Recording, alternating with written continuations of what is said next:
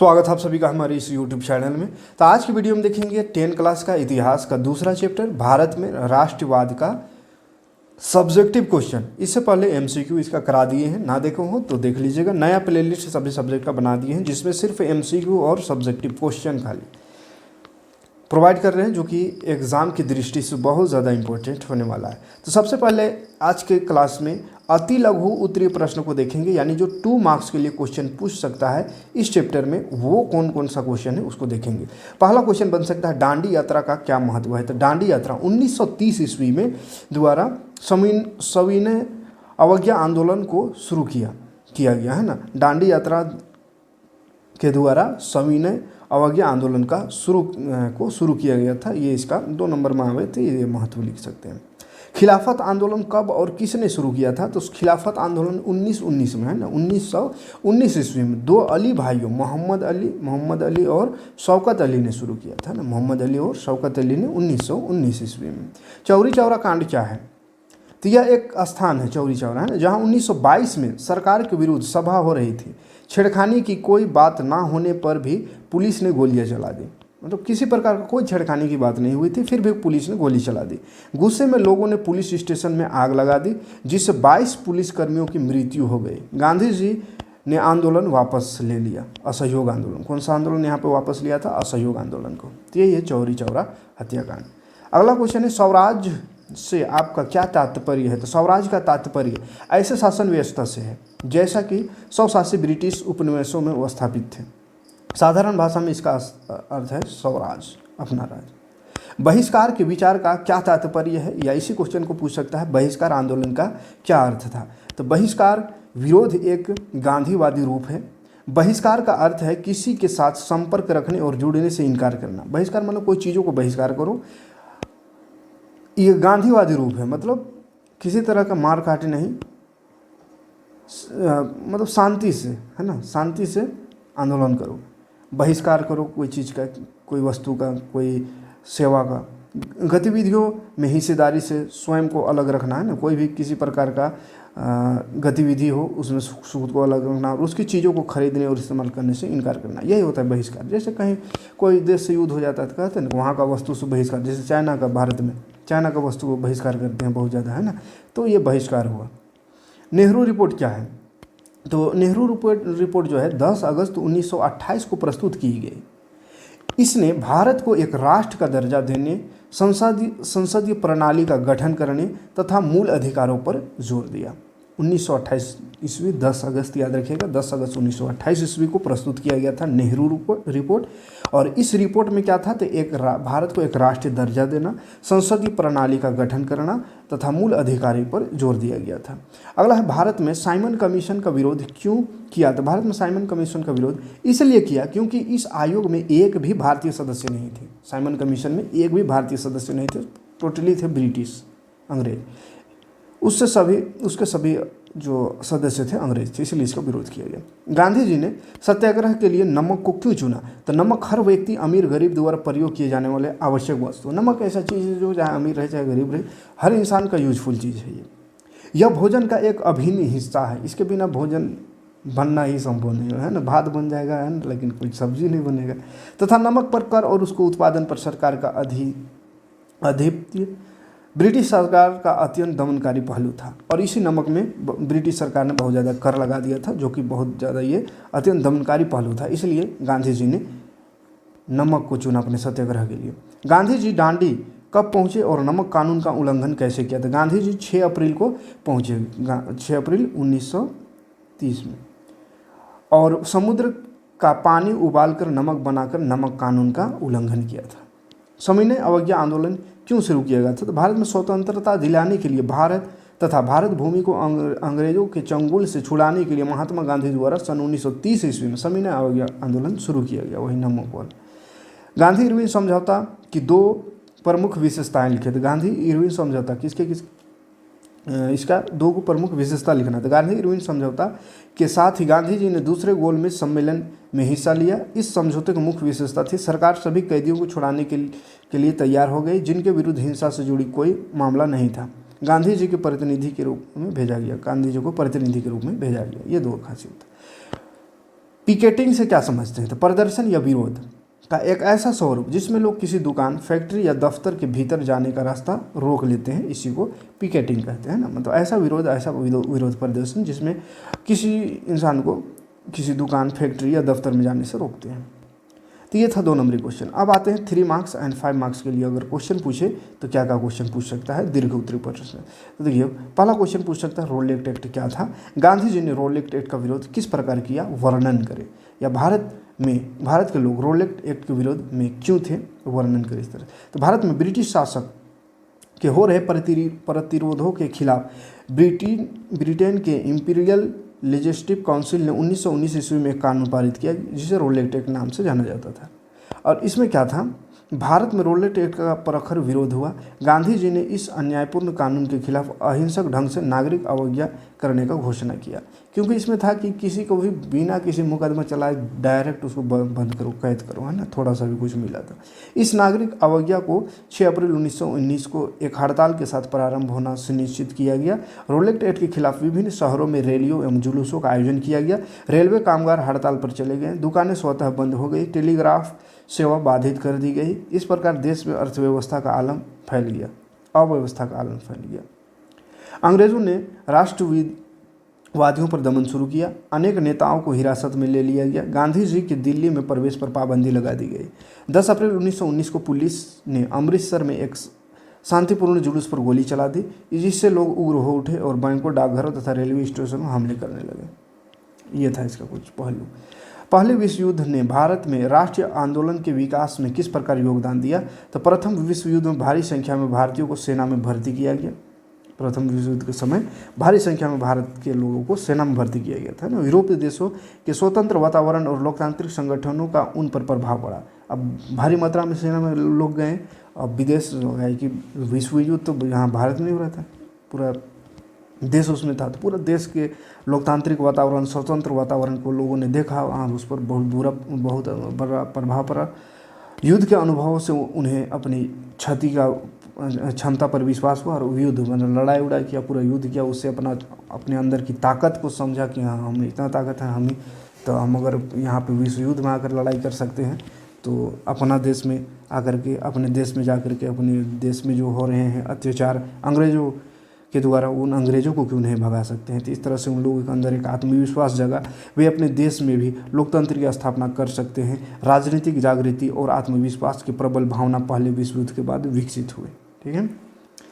विश्व युद्ध व्यय की पूर्ति के लिए ब्रिटेन ने अपने उपनिवेशों पर अतिरिक्त कर भार आरोपित किए, जिसके परिणाम स्वरूप उपनिवेशों के विकट आर्थिक एवं राजनीतिक स्थिति उत्पन्न हुई। सरकार की आर्थिक नीतियों से वस्तुओं की कीमतें अप्रत्याशित रूप से बढ़ गई। उसके बाद क्या हुआ, तो देश के कई भागों में फसलें नष्ट हो गई थी, जिसके परिणाम स्वरूप खाद्यान्नों की कमी हो गई, मैंने खाने वाली चीज़ों की कमी हो गई तथा कई क्षेत्रों में अकाल पड़ गए। इसी बीच फ्लू जैसी महामारी फैल गई, जिससे भारी संख्या में लोग मारे गए। अंग्रेजी सरकार ने भारत में क्रांतिकारी गतिविधियों पर रोक लगाने के लिए डिफेंस ऑफ इंडियन एक्ट 1915 ईस्वी में लागू किया। इसके बाद क्रांतिकारी आंदोलन कम होने के बजाय और तेज हो गया। उपरोक्त परिस्थितियों के प्रति सरकार का रूप न सिर्फ उदासीन बल्कि असहयोगात्मक रहा, जिसके परिणाम स्वरूप लोगों में सरकार के प्रति असंतोष और विद्रोह का भाव पनपा तथा लोग राष्ट्रवादी आंदोलन के लिए मजबूर हुए। अगला क्वेश्चन 3 नंबर क्वेश्चन, उपनिवेशों में राष्ट्रवाद के उदय की प्रक्रिया उपनिवेशवाद विरोधी आंदोलन से जुड़ी हुई क्यों थी? कोई 4 कारण दे। तो इसका आंसर होगा, दूसरे उपनिवेशों की तरह भारत में भी आधुनिक राष्ट्रवाद के उदय की परिघटना उपनिवेशवाद विरोधी आंदोलन के साथ गहरे तौर पर जुड़ी हुई थी। उपनिवेशवाद विरोधी आंदोलन ने सभी जाति, वर्ग और संप्रदाय के लोगों को विदेशी सत्ता के विरुद्ध संघर्ष के लिए एकजुट किया। तीसरा, इसमें स्थानीय लोगों में राष्ट्रवादी और उदारवादी विचारों का आदान प्रदान के लिए एक अच्छा प्लेटफॉर्म प्रदान किया। इस प्रकार उपनिवेश विरोध आंदोलन सभी उपनिवेशों में राष्ट्रवाद के विकास के लिए प्रजनन भूमि बना। तो जो भी क्वेश्चन इस तरह से आवे, तो इस तरह से देखिए, सब में पॉइंट वाइज किया हुआ है, क ख ग घ करके। इस तरह से पॉइंट वाइज लिखिएगा तो आपका नंबर नहीं कटेगा, है ना, और ज़्यादा अच्छा भी दिखेगा, साफ सुथरा दिखेगा। राजनीतिक नेता पृथक चुनाव क्षेत्रों के सवाल पर क्यों बटे हुए थे? तो इसका मुख्य कारण था कि हिंदू, जिनमें दलित भी थे, तथा मुसलमान नेता सभी अपने समुदाय के हितों के लिए अलग निर्वाचन क्षेत्र चाहते थे। सब चाहते थे अपना अलग निर्वाचन, जिससे कि उनकी सीटें सुरक्षित हो तथा उन्हें अपने समुदाय के हितों के लिए सुरक्षा मिल सके। परंतु शीर्ष नेताओं को यह प्रश्न संकीर्णता भरा तथा राष्ट्रीय हितों पर चोट पहुंचाने वाला दिखाई देता था। इसके बुरे प्रभाव निम्नलिखित हो सकते थे। भारतीय एकीकरण के मार्ग में यह रोड़ा बनकर अटक सकता था। इससे सांप्रदायिकता की भावना को बल मिलता था तथा दंगे भड़क सकते थे और भड़का भी। मुसलमान अपने आर्थिक और शैक्षणिक विकास की चिंता के पीछे छोड़कर राष्ट्रीय हितों को अनदेखा कर रहे थे। इससे अगलावादी प्रवृत्ति को बल मिलता था। भारतीयों के लिए राजनीतिक और आर्थिक प्रश्नों का हल जरूरी था, न कि निजी स्वार्थ। राष्ट्रीय हितों के आगे सारे प्रश्न फीके थे। अगला क्वेश्चन है, सविनय अवज्ञा आंदोलन में विभिन्न वर्गों और समूहों ने क्यों हिस्सा लिया? तो विभिन्न वर्गों और समूहों ने सविनय अवज्ञा आंदोलन में हिस्सा लिया क्योंकि स्वराज के मायने सभी के लिए अलग अलग थे। ज़्यादातर व्यावसायिक स्वराज को एक ऐसे युग के रूप में देखते थे जहां कारोबार पर औपनिवेशिक पाबंदियां नहीं होगी और व्यापार व उद्योग निर्बाध ढंग से फल फूल सकेंगे। धनी किसानों के लिए स्वराज का अर्थ था, सबके लिए स्वराज का अर्थ अलग अलग था, है ना। सब अपने हिसाब से उसमें अपने हिसाब से जो ये आंदोलन था सविनय अवज्ञा, उसमें अपने हिसाब से सभी लोग अपना फ़ायदा देख रहे थे, है ना, कि अगर ये होता है तो हमें ये फ़ायदा होगा, हम इस तरह से रह सकते हैं। जैसे धनी किसान जो लोग थे उसका था स्वराज का अर्थ भारी लगान के खिलाफ लड़ाई, माने भारी लगान देने से छुटकारा मिलेगा। और महिलाओं के लिए स्वराज का अर्थ था भारतीय समाज में पुरुषों के साथ बराबरी और स्तरीय जीवन की प्राप्ति होगी। गरीब किसानों का के लिए जो स्वराज का अर्थ था, उनके पास स्वयं की ज़मीन होगी, उन्हें ज़मीन का किराया नहीं देना होगा और बेगार नहीं करनी पड़ेगी। ये गरीबों का सोच था, है ना। तो इस तरह से सभी अमीर गरीब सभी तबके के लोग सविनय अवज्ञा आंदोलन में विभिन्न वर्गों और समूह के लोग हिस्सा लिए अपने अपने हिसाब से। पूना एक्ट पर संक्षिप्त टिप्पणी लिखे तो अम्बेडकर का मानना था कि दलित वर्ग की समस्याओं का समाधान तथा उनकी सामाजिक अपंगता का निवारण केवल राजनीतिक सशक्तिकरण के द्वारा ही किया जा सकता है। अतः उन्होंने दलितों के लिए पृथक निर्वाचन क्षेत्र का जोर शोर से प्रदर्शन किया। इस विषय पर गांधी जी ने उनका गंभीर विवाद हुआ। इसी बीच सरकार ने अम्बेडकर की बात मान ली। इसके विरुद्ध में गांधी जी ने आमरण अनशन प्रारंभ कर दिया था। अन्य राष्ट्रवादी नेताओं की मध्यस्थता से गांधी जी और अंबेडकर के बीच सितंबर 1932 में एक समझौता हुआ जिसे पूना पैक्ट के नाम से जाना जाता है। इस समझौते के अनुसार दलित वर्ग को प्रांतीय एवं केंद्रीय विधायी परिषदों में आरक्षित सीटें मिल गई। हालांकि उनके लिए मतदान समस्या निर्वाचन क्षेत्रों में ही होने की व्यवस्था हो गई। 7वां क्वेश्चन है, दांडी यात्रा से आप क्या समझते हैं? संक्षेप में लिखें। तो दांडी यात्रा वही नमक कानून के खिलाफ, है ना। अंग्रेजों के नमक कानून के खिलाफ गांधी जी ने दांडी यात्रा प्रारंभ की, जिसका उद्देश्य नमक कानून का उल्लंघन करना था। स्वतंत्रता के लिए देश को एकजुट करने के लिए गांधी जी ने नमक को एक शक्तिशाली प्रतीक के रूप में देखा। नमक सर्वसाधारण के भोजन का एक अनिवार्य हिस्सा था तथा चिकित्सीय दृष्टिकोण से भोजन में इसकी उपस्थिति अत्यंत आवश्यक थी। अतः नमक कर को महात्मा गांधी ने ब्रिटिश शासन का सबसे दमनकारी पहलू बताया। इस आंदोलन के अंतर्गत गांधी जी ने अपने गिने चुने साथियों के साथ साबरमती आश्रम से 240 किलोमीटर दूर दांडी नामक तटीय कस्बे तक की पैदल यात्रा की। यद्यपि नमक आंदोलन का केंद्रीय उद्देश्य कानून का उल्लंघन करना था, लेकिन इस आंदोलन ने अंग्रेजों के खिलाफ भारतीय जनमानस में एक राष्ट्र विरोध की भावना को जन्म दिया। दांडी मार्च अभूतपूर्व घटना हुई जिसने ब्रिटिश साम्राज्य को हिलाकर रख दिया। दांडी यात्रा द्वारा ही गांधी जी ने सविनय अवज्ञा आंदोलन की शुरुआत की। खिलाफत आंदोलन पर संक्षिप्त में टिप्पणी लिखना है। तो देखिए, प्रथम विश्व युद्ध में ओटोमन तुर्की की हार हो चुकी थी। इस आशय की अफवाह फैली हुई थी कि इस्लामिक विश्व के आध्यात्मिक नेता खलीफा ओटोमन साम्राज्य पर एक बहुत सख्त शांति संधि थोपी जाएगी। खलीफा के आत्मसम्मान की रक्षा के लिए मार्च 1919 में मुंबई में एक खिलाफत समिति का गठन किया गया। मोहम्मद अली और शौकत अली बंधुओं के साथ साथ कई युवा मुस्लिम नेताओं ने इस मुद्दे पर संयुक्त जानकार्रवाई की संभावना तलाशने के लिए महात्मा गांधी के साथ वार्तालाप की। सितंबर 1920 में महात्मा गांधी सहित दूसरे नेताओं ने यह बात मान ली कि खिलाफत आंदोलन के समर्थन और स्वराज के लिए एक असहयोग आंदोलन शुरू किया जाना चाहिए। और खिलाफत आंदोलन और ये दो सबका आंदोलन, स्वराज के लिए आंदोलन, दोनों मिला करके असहयोग आंदोलन में बदल दिया गया। गांधी जी ने असहयोग आंदोलन को वापस लेने का फैसला लिया। क्यों? तो वही 1922 में जो चौरी चौरा हत्याकांड हुआ था वो मेन कारण था। तो कैसे लिखेंगे? असहयोग आंदोलन अपने पूरे जोरों शोर से चल रहा था। जब महात्मा गांधी ने 1922 ईस्वी को उसे वापस लिया, इस आंदोलन को वापस लिए जाने का निम्नलिखित कारण थे। पहला कारण, महात्मा गांधी अहिंसा और शांति के पूर्ण समर्थक थे। वो चाहते थे अहिंसा ना हो, शांति से सब कुछ हो। लेकिन शांति से आज़ादी थोड़ी मिल जाता है, इतना आसान थोड़ी था।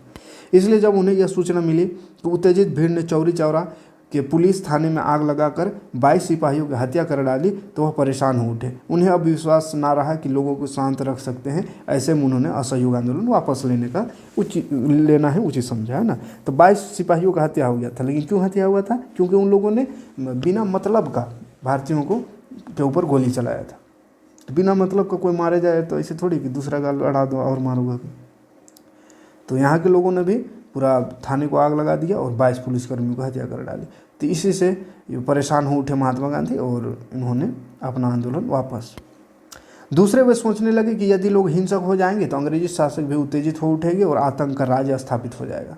दूसरा कारण था कि वो सोचे कि अगर लोग ऐसा हिंसक हो जाते हैं तो अंग्रेज शासक भी हिंसक होगा और आतंक का राज स्थापित हो जाएगा और उनके निर्दोष लोग मारे जाएंगे। महात्मा गांधी जालियांवाला बाग जैसे हत्याकांड की पुनरावृत्ति नहीं करना चाहते थे। मतलब नहीं चाहते थे कि जालियांवाला हत्याकांड जैसा फिर से कोई हत्याकांड हो। इसलिए 1922 में उन्होंने असहयोग आंदोलन को वापस ले लिया, है ना। तो एक तरफ से सोच उनका भी ठीक था, लेकिन अगर पूरी तरह से शांति से ही अगर चाहते कि आज़ादी मिल जाए तो ये भी संभव नहीं था। जालियांवाला बाग हत्याकांड की टिप्पणी लिखना है। तो देखो, रोलेट एक्ट के विरुद्ध महात्मा गांधी और सत्यपाल किचलू गिरफ्तार हो चुके थे। दोनों गिरफ्तार हो चुके थे। इस गिरफ्तारी का विरोध करने के लिए 13 अप्रैल 1919 ईस्वी को वैसाखी पर्व के दिन अमृतसर में जालियांवाला बाग में एक जनसभा का आयोजन किया गया था। अमृतसर के सैनिक प्रशासन जनरल डायर ने इस सभा को अवैध घोषित कर दिया था, परंतु सभा हुई थी। तब उसने वहां पर गोली चलवाई थी। उसमें सैकड़ों व्यक्ति मौत का शिकार हो गए थे। इस हत्याकांड के पश्चात ब्रिटिश सरकार ने एक हंटर आयोग स्थापित किया था और उस आयोग का रिपोर्ट के बाद जनरल डायर को अनेक सम्मान दिए गए थे, है ना। एक तो ये जो मरवाया भी था जनरल डायर, इसको सम्मान भी दिया गया उन लोग के द्वारा। इससे महात्मा गांधी असहयोग हो गए थे और उन्हें असहयोग आंदोलन चलाने का निश्चय किया था। जालियांवाला बाग हत्याकांड भारत के इतिहास का सबसे दर्दनाक घटना थी। इससे भारत भर में रोष का लहर फूट पड़ी थी। इसके बाद ही असहयोग आंदोलन शुरू किया गया था। भारतीयों ने सामूहिक अपनेपन का भाव विकसित करने वाले कारकों का उल्लेख किया। भारत में सामूहिक अपनेपन का भाव विकसित करने वाले कारक कौन कौन से? जब लोग ये महसूस करने लगते हैं कि वे एक ही राष्ट्र के अंग हैं, जब वे एक दूसरे को एकता के सूत्र में बांधने वाली कोई साझा बात ढूंढ लेते हैं। लेकिन राष्ट्र लोगों के मस्तिष्क में एक यथार्थ का रूप कैसे लेता है? विभिन्न समुदाय, क्षेत्र और भाषा संबंध, अलग अलग समूहों के सामूहिक अपनेपन का भाव कैसे विकसित किया जाए? सामूहिक अपनेपन की भावना आंशिक रूप से संयुक्त संघर्ष चलते पैदा हुई थी। इसके अलावा बहुत सारी सांस्कृतिक प्रक्रियाएं भी थी जिनके जरिए राष्ट्रवाद लोगों की कल्पना और दिलो दिमाग पर छा गया था। इतिहास व साहित्य, लोक कथाएं व गीत, चित्र व प्रतीक सभी ने राष्ट्रवाद को साकार करने में अपना अहम योगदान दिया था। असहयोग आंदोलन में भारतीयों द्वारा अपनाए गए विभिन्न तरीकों को उल्लेख करना है। पहला तरीका, गांधी जी असहयोग आंदोलन को योजनाबद्ध तरीके से आरंभ करना चाहते थे। उनका विचार था कि सर्वप्रथम सरकार द्वारा दी गई पदवियों को लौटा दिया जाए तथा इसके बाद सरकारी नौकरियों तथा विदेशी वस्तुओं का बहिष्कार किया जाए। दूसरा, असहयोग आंदोलन का प्रारंभ शहरी मध्य वर्ग के हिस्सेदारी से प्रारंभ हुआ। विद्यार्थियों ने स्कूल कॉलेज छोड़ दिए, शिक्षकों ने त्यागपत्र दे दिया, वकीलों ने मुकदमे लड़ने बंद कर दिए तथा मद्रास के अतिरिक्त प्रायः सभी प्रांतों में परिषद चुनावों का बहिष्कार किया गया। विदेशी वस्तुओं का बहिष्कार किया गया। शराब की दुकानें की पैकेटिंग की गई तथा विदेशी कपड़ों की होली जलाई गई। व्यापारियों ने विदेशी व्यापार में पैसा लगाने से इनकार कर दिया। देश में खादी का प्रचलन और उत्पादन बढ़ा। ग्रामीण इलाकों में जमींदारी की नाई धोबी सुविधाओं से वंचित करने के लिए पंचायतों ने नाई धोबी बंद करने का फैसला किया। तो ये सब हुआ था उस समय। नमक यात्रा का चर्चा करते हुए यह स्पष्ट करें कि यह उपनिवेशवाद के खिलाफ प्रतिरोध का एक असरदार प्रतीक था। तो 31 जनवरी 1930 ईस्वी को गांधी जी ने वायसराय इरविन को एक पत्र लिखा। इस पत्र में उन्होंने 11 मांग का उल्लेख किया था। पहला, 11 मांगों में से सब नहीं देना है। गांधी जी इन मांगों के माध्यम से समाज के सभी वर्गों को अपने साथ जोड़ना चाहते थे ताकि सभी उनके अभियान में शामिल हो सके। नमक कर को समाप्त करना महत्वपूर्ण मांग थी। सफलतापूर्वक मांग तथा नमक यात्रा चलाकर वह नमक कानून तोड़कर गांधी जी ने औपनिवेशिक ब्रिटिश सरकार को अपने सत्याग्रह के तरीके से जवाब दिया। अगला क्वेश्चन है, सत्याग्रह के विचार का क्या अर्थ है? महात्मा गांधी द्वारा सफलतापूर्वक चलाए गए सत्याग्रह आंदोलन का वर्णन करें। सत्याग्रह दमनकारियों के विरुद्ध जन आंदोलन का एक अहिंसावाद ढंग था। इसमें यह विचार था कि यदि उद्देश्य सच्चा और संघर्ष अन्याय के विरुद्ध है तो दमनकारी के विरुद्ध लड़ने के लिए शारीरिक बल की कोई आवश्यकता नहीं। गांधी जी ने दक्षिण अफ्रीका में सत्याग्रह की तकनीक का सफल प्रयोग किया। 1916 ईस्वी में उन्होंने चंपारण के किसानों को न्याय दिलाने के लिए संघर्ष किया और सरकार को 1918 में चंपारण के किसानों के कल्याण के लिए एक अधिनियम पारित करना पड़ा। 1917 में उन्होंने गुजरात के खेड़ा जिले में किसानों की मदद के लिए सत्याग्रह का आयोजन किया। फसल खराब हो जाने और प्लेग की महामारी के कारण खेड़ा जिले किसान लगान चुकाने से असमर्थ थे। वे चाहते थे कि लगान वसूली में ढील दी जाए। 1918 में गांधी जी सूती कपड़ा कारखानों के मजदूरों के बीच सत्याग्रह चलाने अहमदाबाद जा पहुंचे। अंततः सरकार को झुकना पड़ा और लगान का भुगतान अगले वर्ष तक स्थगित कर दिया गया। 1918 में पुनः जहाँ गांधी जी ने अहमदाबाद के मिल श्रमिकों का हड़ताल में हस्तक्षेप किया तथा उनके वेतन में वृद्धि करने में सहायता की। उनके लिए उन्होंने आमरण अनशन शुरू किया था। साइमन कमीशन पर टिप्पणी लिखे। लास्ट क्वेश्चन, अथवा साइमन कमीशन का गठन क्यों किया गया था? भारतीय साइमन कमीशन का बहिष्कार क्यों किया? तो ब्रिटेन की टोरी सरकार ने भारत में राष्ट्रवादी आंदोलन के जवाब में 1927 ईस्वी में एक वैधानिक आयोग का गठन किया जिससे साइमन कमीशन के नाम से जाना जाता है। इस कमीशन के अध्यक्ष सर जॉन साइमन थे। इस आयोग के सभी सदस्य अंग्रेज थे और उनका कार्य यही था कि भारत के संवैधानिक व्यवस्था की कार्यशैली का अध्ययन करना तथा तदनुरूप सुझाव देना था। भारत की इसका विरोध हुआ। इस आयोग में एक भी भारतीय सदस्य नहीं थे, इसलिए इसका विरोध हुआ। सारे सदस्य अंग्रेज थे। अतः 1928 में जब साइमन कमीशन भारत पहुंचा तो उसका स्वागत साइमन कमीशन वापस जाओ के नारों से किया गया। कांग्रेस और मुस्लिम लीग सभी पार्टियों ने प्रदर्शन में हिस्सा लिया। पंजाब में लाला लाजपत राय ने इस आयोग के विरुद्ध प्रदर्शन का नेतृत्व किया। पुलिस ने उन पर इतनी लाठियां बरसाईं, इस प्रयास से उनकी मृत्यु हो गई। तो ये इतना क्वेश्चन जो कि मोस्ट इंपॉर्टेंट है, याद रखिएगा ताकि बोर्ड एग्जाम में आपको कोई दिक्कत ना हो। मिलते हैं नेक्स्ट वीडियो में कोई चैप्टर लेकर। Thanks for watching. जय हिंद, शुक्रिया।